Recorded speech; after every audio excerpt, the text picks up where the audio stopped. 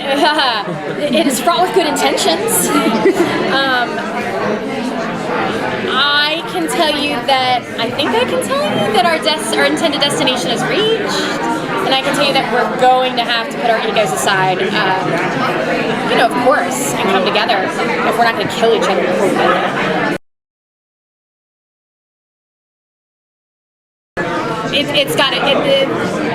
I think this is Snow's.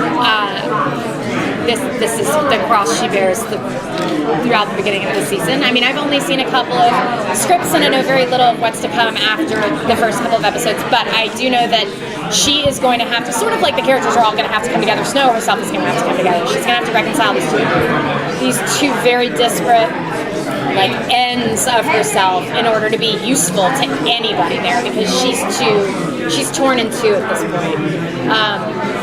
And she's going to have to figure out what parts of Mary Margaret even she's going to hold on to, and what parts of Mary Margaret would actually drag her down.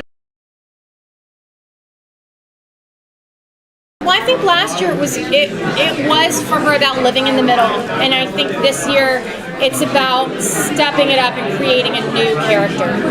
I mean, I don't mean as an actress, but I mean as Snow White. I think that she's realizing that living in the middle is, she thought it was going to be playing it safe, and instead it was disastrous.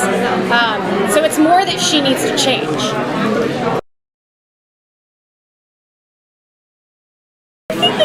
I think that trust is one of her biggest downfalls. It's one of her biggest flaws. She gives everyone the benefit of the doubt all the time. I find it incredibly annoying. It's like, well, gee, isn't it a shocker that the queen lied to her again? The only thing I do find interesting is that, in terms of that, is that she's endlessly right to trust Rumple, which I can't figure out as an actress, what it is that they have coming that is why he does always do right by them somehow, and Snow White is right to trust that he will. But yeah, she gives everybody 400,000 chances. She's a bit of a doormat in that way.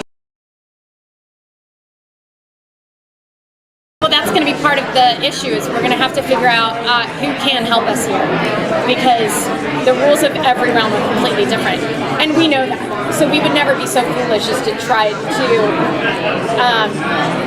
use our tactics, our enchanted Snow White, Prince Charming world tactics in another realm. That's a good question. I don't know. I mean, I'm assuming that it will inspire her to keep addressing the gray parts of herself. And hopefully, because she can be a little bit of a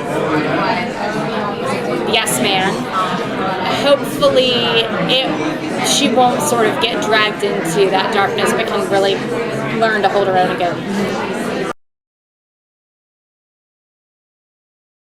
Untried, yes. I have no interest in going after our Siren episode in the first season. I have no interest in ever diving into that tank again.